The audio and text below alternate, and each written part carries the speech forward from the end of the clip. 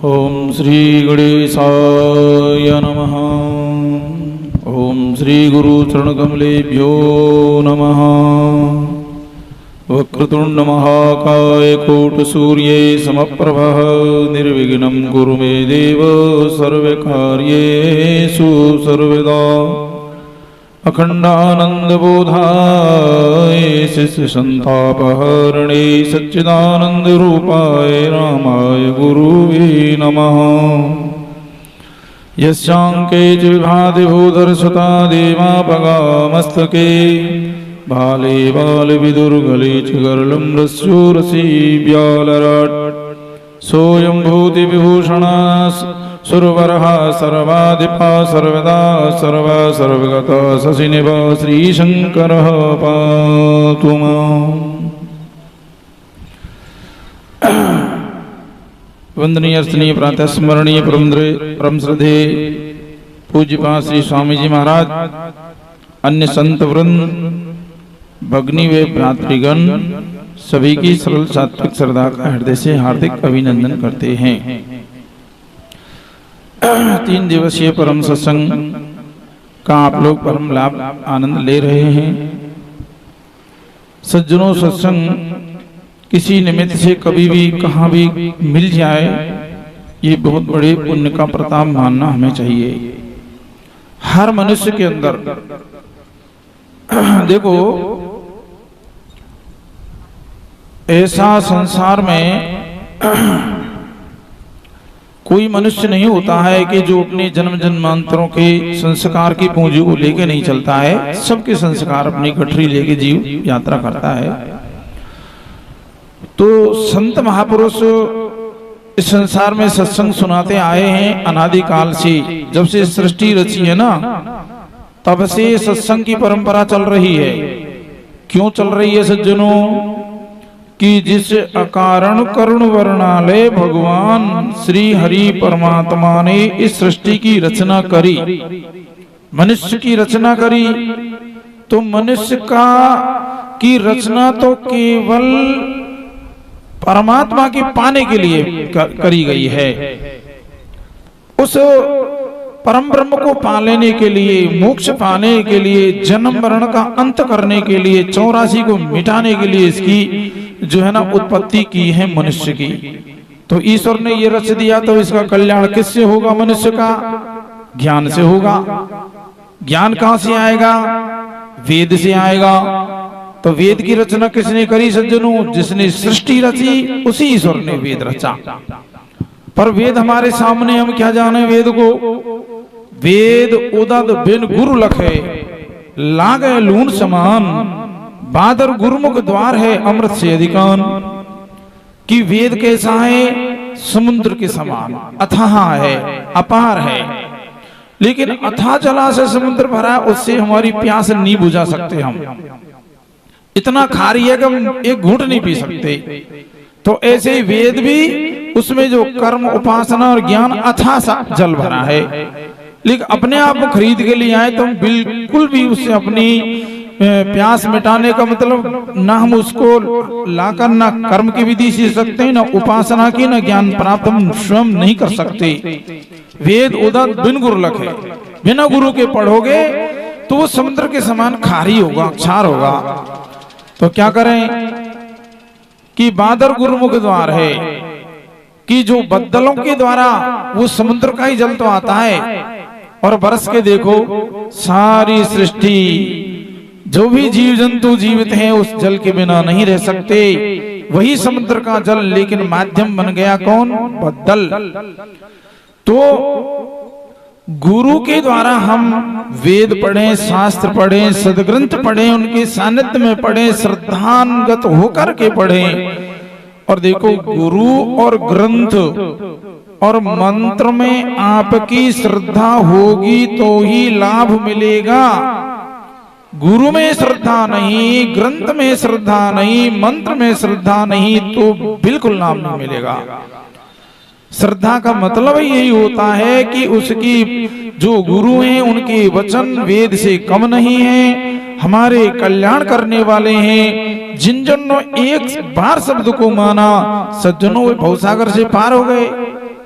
लेकिन यहाँ तो मनुष्य की श्रद्धा नहीं, और श्रद्धावान लभते ज्ञानम तत्पर संयतेन्द्रिय ज्ञानम लब्धा परम शांति मचरिणी दिगच्छति। श्रद्धावान को ज्ञान होता है। तो अब उस ईश्वर ने वेद रचा, अब गुरु चाहिए। तो देखिए सनक सनंदन सनत कुमार नारद जी है ना, करदम जी, ये सब भगवान के मानस पुत्र मान लो सृष्टि के।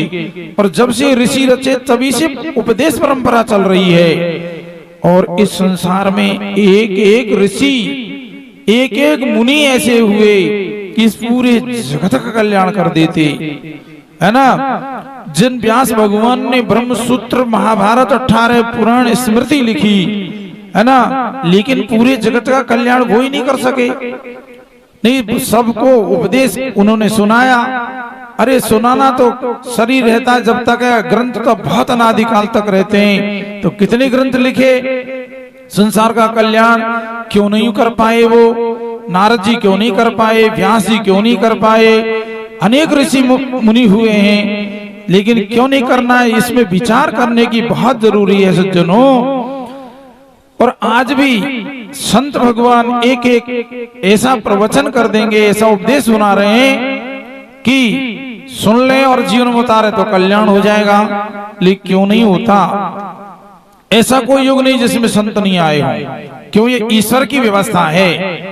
जगत में मनुष्य भेजा है तो उसको जो चाहिए, ईश्वर कितना कृपालु दयालु है, भक्तवत्सल है। मनुष्य जीवन दिया, जीवन जीने की सामग्री भी दी। मनुष्य किससे जिएगा? धरती बिना काय परेगा? धरती बनाई। प्यास लगेगी, पानी बिना क्या पिएगा? पानी बनाया। सूरज चाहिए, चंद्रमा चाहिए, हवा चाहिए, अन्न चाहिए, फल फूल चाहिए। कौन ने बनाए? बनाने वाला तो बता, हवा बनाई किसने? सूरज बनाया किसने? चंद्र बनाया किसने? जब ईश्वर ने बनाया। लेकिन वास्तव में निरंजन जी ने यह दोहा बताया कि दादू जी के, रज्जब जी के बहुत दोहे बोलते थे। मैंने रामतार से कहा लिख लो, फिर नहीं मिलने वाले हैं आप लोगों को, बैठो उनके पास ही, इनके बहुत बड़े इनकी जो कंठस्थ विद्या है उसको तो आप लिख लो कि दादू सर्जनहार जो सेवक हो सुख दे, अहिया मूढ़मती जीव जो तो भी नाम न ले। कि ये जीव कैसा मूढ़मती हो गया है कि जो सर्जनहार मानो परमात्मा कैसा कृपालु है। दादू सर्जनहार परमात्मा सेवक होके सुख दे रहा है। कैसे सेवक होके सुख दे रहा है? वही ईश्वर पृथ्वी बना हुआ है, वही ईश्वर वायु, वही जल, पंच तत्व में वो ईश्वर ही है ना। उससे अलग कोई ईश्वर नहीं है इनसे, है ना। और सेवक होकर के लिए हमारे कितनी सुख दे रहा है। धरती बन के धारण कर रहा है, अन्न बन के भूख मिटा रहा है, पानी बन के प्यास बुझा रहा है, सूरज बन के प्रकाश, ऊर्जा, जीवनी शक्ति दे रहा है। अरे ऐसा ये अहिया मूढ़मती जीव, ऐसा मूढ़मती हो गया जीव, फिर भी उस प्यारे परमात्मा का नाम नहीं लेता है, उसकी याद तक नहीं करता है। तो देखिए हर युग में संत आए और इस जीव के कल्याण के लिए उन्होंने परमात्मा की तरफ उनको जो अग्रसर किया, परमात्मा से जोड़ा, परमात्मा की भक्ति भजन साधना में उन्होंने लगाया। सज्जनों तो देखिए जब एक एक संत कल्याण करते, जगत का कल्याण क्यों नहीं हुआ, ये एक प्रश्न है। तो विचार करना चाहिए क्यों नहीं कर सके। तो देखो कि मनुष्य गुरु तो दूर बैठे हैं, ग्रंथ तो दूर रखे हैं। अरे गुरु और ग्रंथ की कम मानता है ये मानव, है ना। जब ये अपने ध्यान से सुनने की बात है, बहुत गहराई की बात सुनने की है कि मनुष्य अपने जाने हुए, अनुभव में आए हुए ज्ञान का, विवेक का आदर नहीं करता, तो गुरु और ग्रंथ की कम मानता है, इसलिए जगत का कल्याण नहीं हुआ। जिस दिन मानव अपने अनुभव का भी आदर कर लेगा, अपने ज्ञान का आदर कर लेगा, तो कल्याण होने में कुछ भी देरी नहीं है। केवल विस्मृति है, उसकी स्मृति तो दिला रहे हैं, है ना। तो सज्जनों अपना अनुभव क्या है, ऐसा कोई भाई बहन बैठा हो तो बता देना, प्रश्न कर लेना। देखो उदाहरण कि आप किसी के घर पर जाएं, आप जाएं कि हम राम अवतार भगत जी लीलोज वालों के यहाँ जाएंगे, वो बहुत संत सेवी है, भक्त है, आदर सम्मान करता है। हम जाएंगे खुश हो जाएगा, पलक पावड़े बिछाएगा, बहुत सेवा करेगा। ये मनोराज्य करते हुए तुम आए नीलोज रामोतार के घर, और रामोतार ने आपको देखा, पीठ मोड़ ली, घर में घुस गए, गली में चले गए, या उसने आपकी कोई आवभगत नहीं करी, आपका कोई आदर नहीं सम्मान किया, आपसे क्या बनेगी? अरे महाराज, इतना जल्दी निश्चय करेंगे, इतना जल्दी निर्णय करेंगे? हे रामोतार, हमने तो तेरे को भक्त समझा, सेवक समझा, इसलिए भूल भुलैया मांगे। तूने मेरा अपमान किया, मेरा अनादर कर रहा है, मेरा सत्कार नहीं किया। जिंदगी में तेरे घर दोबारा पाँव नहीं रखूंगा। पल्ले गांठ देली खींच, बिना कोई के कहे ही देली, क्या बात है, अनादर कर दिया। तुमने तो ऐसा निश्चय कर लिया कि मेरा अनादर हो गया, तो ज्ञान और भक्ति वैराग का ऐसे खुले डोलेगा। इन गायों की तरह का चाय जब तुम्हारे घर में घुस जाए, तुम्हारे जीवन में भी ज्ञान आता है, विवेक आता है, वैराग्य तुम्हें आता है, लेकिन तुम उन्हें ठुकरा देते हो, वो चला जाता है तुम्हारे जीवन से। ऐसा कोई गांव नगर शहर नहीं जिसमें शमशान नहीं हो। आप शमशान में जाते हो, वहां कोई प्रवचन मंच होता है क्या? लेकिन शमशान में जाने के बाद तो मैं देखता, अरे राम, मैं तो कल मिल के आया था, जवान था, एक्सीडेंट से हो गया खत्म, अचानक से प्लेट डाउन हो गई थी, कहाँ मरना था इसे अभी, और बहुत भला जवान था, 20, 25, 30 साल का रे, बहुत बुरो हो, अन्याय हो रे, संसार झूठ हो रे भैया, लेना न देना, ये संसार मिथ्या है। शमशान में चिता जलती है, तुम्हें वैराग्य नहीं होता क्या? या तुम्हारा बेटा तुम्हें गाली गलौज दे देता है, ठुकरा देता है, और या तुम्हारी पत्नी तुमको लड़के दौड़ती है तो तुम्हें झूठी लगती है, तुम्हारा बेटा संसार मिथ्या दिखता है, लेकिन उस वैराग्य आया तो तुम्हारे जीवन में, उसका तुमने आदर किया क्या? बुद्ध के जीवन में तो एक बार दुख आया, वो तो उबर गए उस दुख से। दुख बुरा कभी नहीं होता, दुख हमें सिखाने आता है, समझाने आता है कि हम सुख के गुलाम बने, सुख के दास बने हैं, सुख की पास से हमने बंधा रखा अपने को, उसकी दासता को छुड़ाने के लिए हमारे जीवन में दुख आता है। तो सज्जनों, शमशान में हमको वैराग्य होता है। अब सत्संग सुन रहे हैं, हरि भजन ही सार है और सब बेकार है, भजन जरूर करेंगे, कल से शुरू करेंगे। क्या योजना बनाता है? आज शाम को सोएंगे 4 बजे जग करके निश्चित अपनी साधना शुरू करेंगे।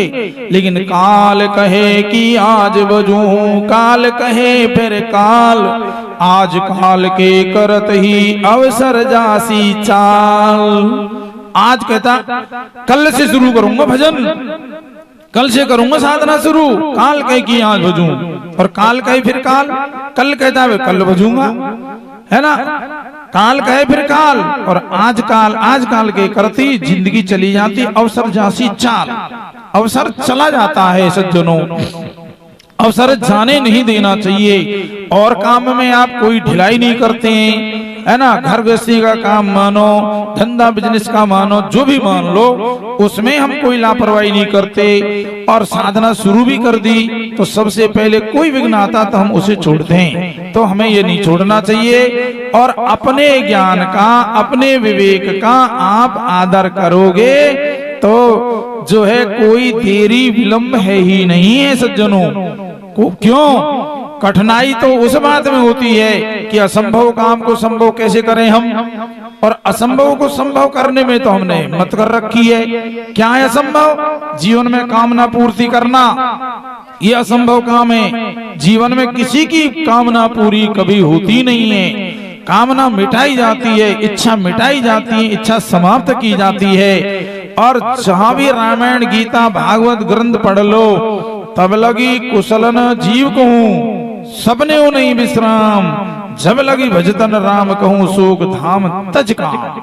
शोकों का धाम है ये काम तो, और जहां राम तहां काम नहीं, और जहां काम नहीं राम, तुलसी दोनों होत नहीं, रव रजनी एक ठाम।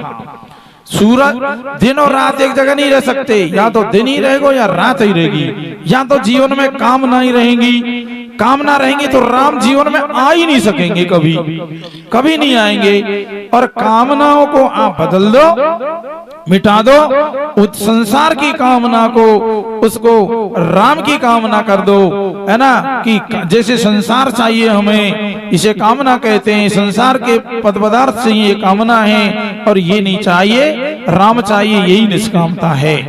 तो ज्ञान होने में कोई विलंब नहीं, आदर हम नहीं करते हैं। और ये वेदांत आश्रम में सभी संत वेदांत से बोल रहे हैं, मैं भी थोड़ा सा वेदांत का थोड़ा सा एक श्लोक से मैं निवेदन करूंगा।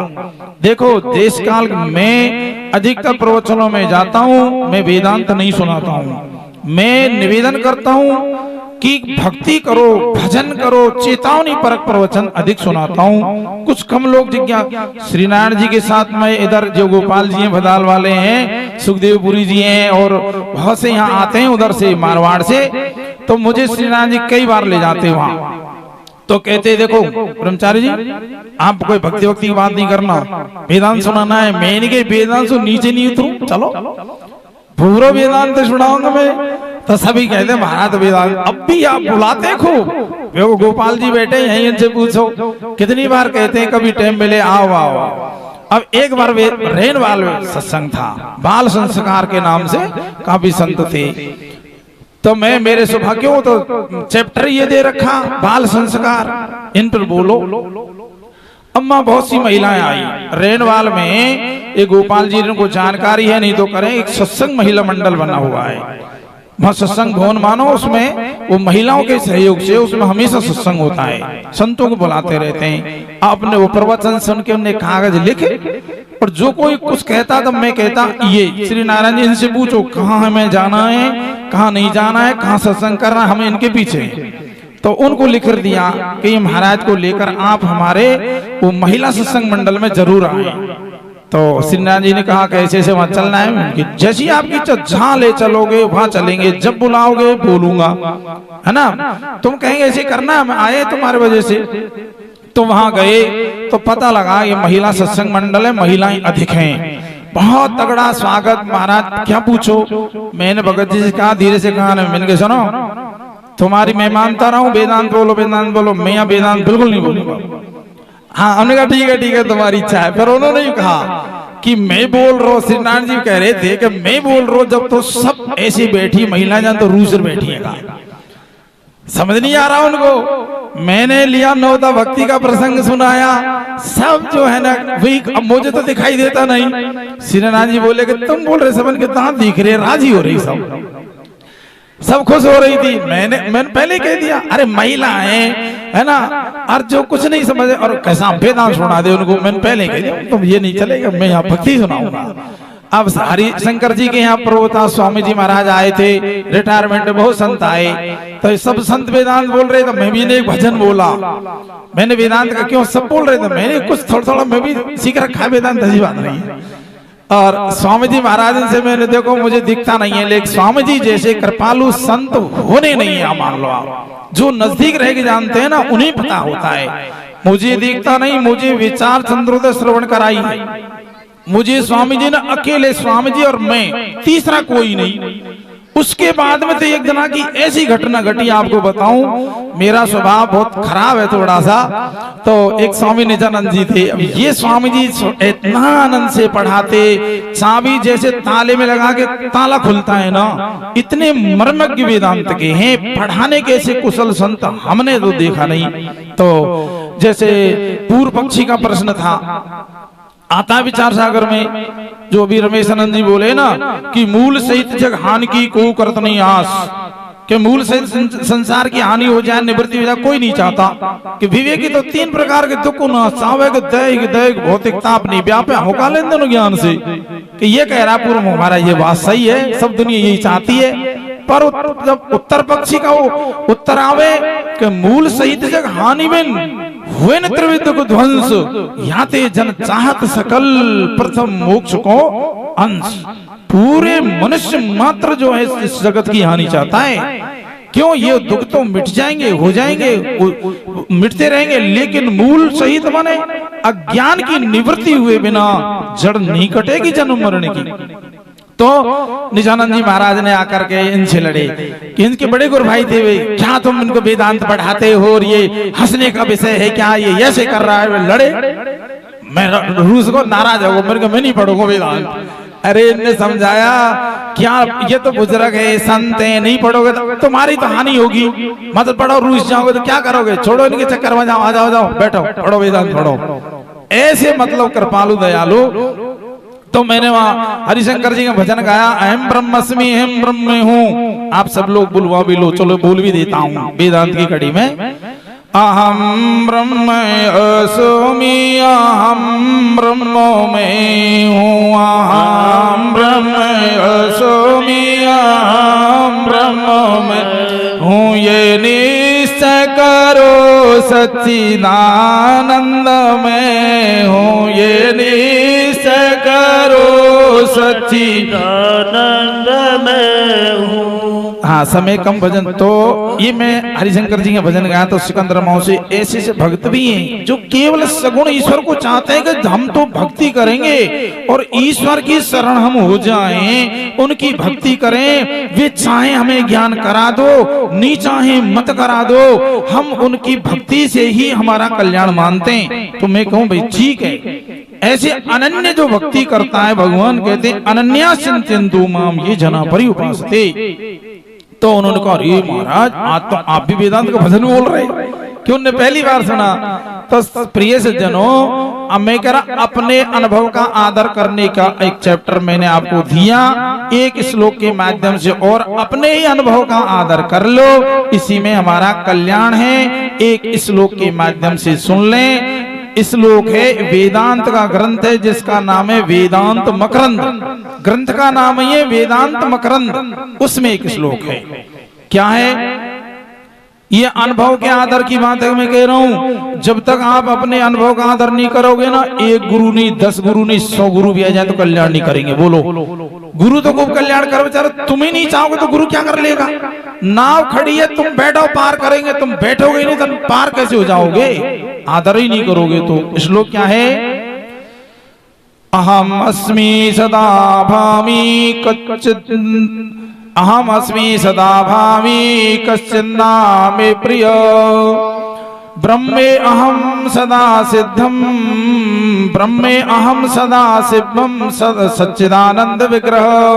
कि अहम अस्मि, ऐसा कोई भाई बहन हो तो बताना कि जिसको ये प्रैक्टिकल अनुभव नहीं हो, किसी से अचेतन अवस्था में सो रहा है सुसुप्ति में, उससे कहो कौन है, तो कहेगा अहम मन में हूं।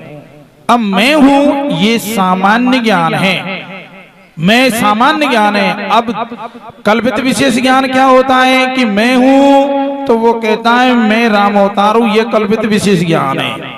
राम अवतार तो नाम शरीर का है और मैं संबोधन आत्मा का है ना, आत्मा का है। पर गुरु जब उसको पढ़ाते हैं सिखाते हैं तो उसको सच्चिदानंद ब्रह्म का ज्ञान ये कराते हैं कि तुम जो है ना ब्रह्म हो। तो पहले कहा मैं हूं सामान्य ज्ञान, कौन? रामोवतार कल्पित विशेष ज्ञान। अरे सच बताओ अपना पता, तो कि मैं सच्चिदानंद ब्रह्म हूं, ये वास्तविक ज्ञान है ना। तो अहम मैं हूं ये सबका अनुभव है, किसी से पूछो कोई ये नहीं कहता कि मैं नहीं हूं। मैं पने का ज्ञान अनुभूत है। और सदा भामी माने मैं चैतन्य हूं, भामी माने ज्ञान। कोई अपने आप में अपने को मूर्ख नहीं मानता, अपने आप को बेवकूफ नहीं समझता, अपने को कोई कमजोरी नहीं समझता। सबको चैतन्य पने का आभास हो रहा है कि मैं भासित हूं, मैं चैतन्य हूं, अर्थात मैं ज्ञान स्वरूप हूं। यह नहीं कहता मैं अज्ञानी हूं। अहम अस्मि सदा भामी, भामी कदाचिन नाहम अप्रिय। कदाचित मतलब यत्किंचित भी, मैं कभी किसी काल में मैं मुझको अप्रिय नहीं हूं। सबसे परम प्रियता का विषय मैं ही हूं। आत्मा ही सबसे परम प्रियता का विषय है। मैं प्रिय हूं धन पुत्र पुद्गल आदिक तेत्र काल आगनो। मैं प्रिय हूं अपने पुत्र है ना, शरीर में फिर कर्म इंद्रियां, प्राण, मन, चित्त, बुद्धि, अहंकार, सबसे परम प्रियता का विषय मैं आत्मा ही हूं। तो कदाचिन न हम अप्रिय, इसलिए मैं सत हूं, मैं चित हूं, मैं आनंद हूं, है ना। कदाचिन न हम अप्रिय ब्रह्मे अहम, अर्थात मैं ब्रह्म हूं, ये निश्चय कर लो, दृढ़ कर लो। हो गया? आगे बोलो।